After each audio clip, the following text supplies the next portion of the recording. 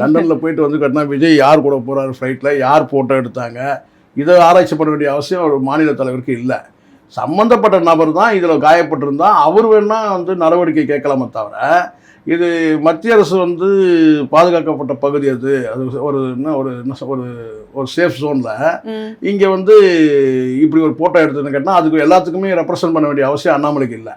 இது யார் பாதிக்கப்பட்டாங்களோ அவங்க வந்து சம்மந்தப்பட்ட துறைக்கிட்ட யார் இதை ஃபோட்டோ எடுத்தான்னு கேட்கலாம்.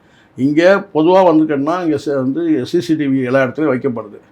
அந்த சிசிடிவிலேருந்து எடுத்தாங்களா இல்லை தனியார் செல்லில் எடுத்தாங்களான்றது தான் இங்கே ஒரு பெரிய ஒரு கேள்விக்குறியாக இருக்குது. அதனால் இதை வந்து அண்ணாமலை எடுத்து பேச வேண்டிய அவசியமே இல்லை. அவருடைய பணியே இது இல்லை வந்து யாராவது வந்து மத்திய அரசை குற்றம் சாட்டினாங்களா அப்படியும் கிடையாது. யாரும் இங்கே குற்றம் சாட்டல. பொதுவாக இந்த மீடியாவில் இந்த ஃபோட்டோ வெளியாகிருக்குன்னா யார் பாதிக்கப்பட்டாங்களோ விஜய் தான் அதை கேட்கணும், கிளைம் பண்ணணும். அண்ணாமலை இதுக்கு வந்து பார்த்தீங்கன்னா எங்கள் அப்பா குதிரைக்குள்ளன்னு சொல்லிட்டு அவர் இதுக்கு வந்து இதில் வந்து கேட்கணுன்றது தான் கேள்வி. அதனால் அது கேட்டினா இது வந்து ஒன்று இதை கடந்து போயிடணும். ஆனால் பொது வாழ்க்கையில் நம்ம இருக்கிறோம், இது மாதிரி இன்னொரு தடவை இந்த மாதிரியான விமர்சனங்கள் வரக்கூடாதுன்னா விஜய் தான் எச்சரிக்கையாக இருக்கணும். அப்படி தான் நம்ம இது பண்ணோம். அதை விட்டுட்டு கேட்டால் இது சம்மந்தமே இல்லாத மூன்றாவது நபர்கள், ஒரு அரசியல் கட்சி தலைவராக இருக்கட்டும் இல்லை யாராவது இருக்கட்டும், மூன்றாவது நபர்கள் வந்து இதை விசாரிக்கணும்னு சொல்லி கேட்க வேண்டிய அவசியமே இல்லை. அண்ணாமலைக்கு இது வந்து கேட்டால் அவருடைய பதவிக்கு இது கண்ணிய குறைவுன்னு தான் நான் பார்க்குறேன்.